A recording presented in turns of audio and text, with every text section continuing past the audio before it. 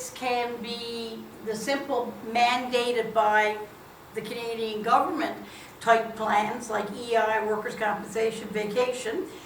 There can also be some optional plans like health, vision, dental, drugs, better drugs.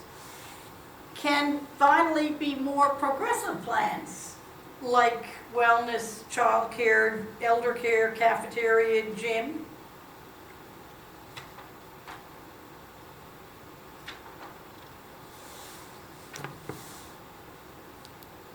Okay, now I want to look a little bit at the legal content of HRM.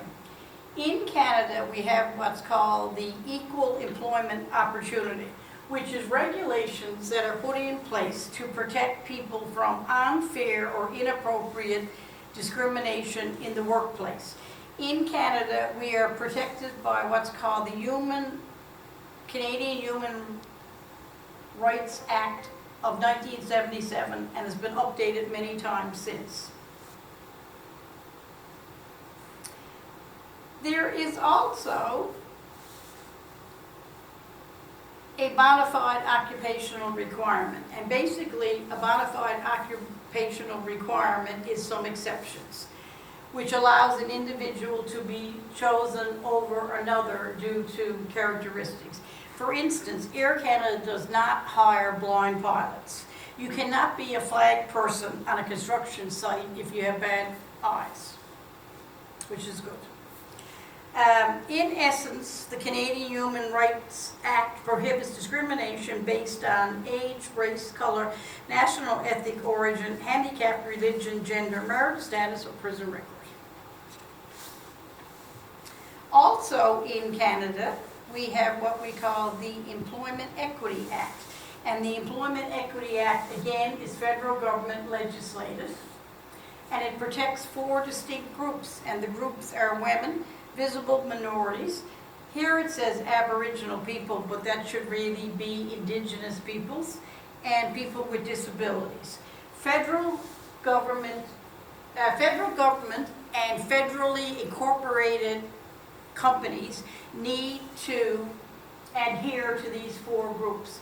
I worked at one of those big 5 charter banks, and I was required, wherever possible, to hire from one of these 4 groups. If I was interviewing and hiring, and I did not hire from within these 4 groups, I actually had to sign off and explain why I couldn't get someone that was in one of these groups.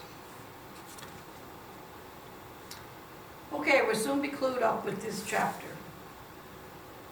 Sexual harassment is highly illegal.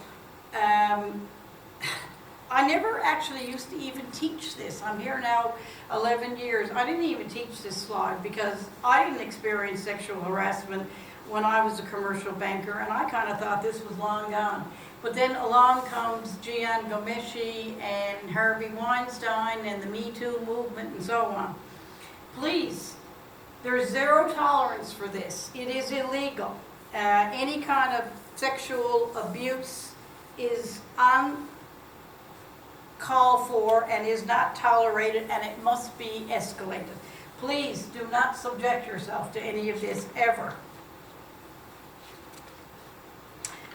I actually think that is probably a good place to stop Chapter 8.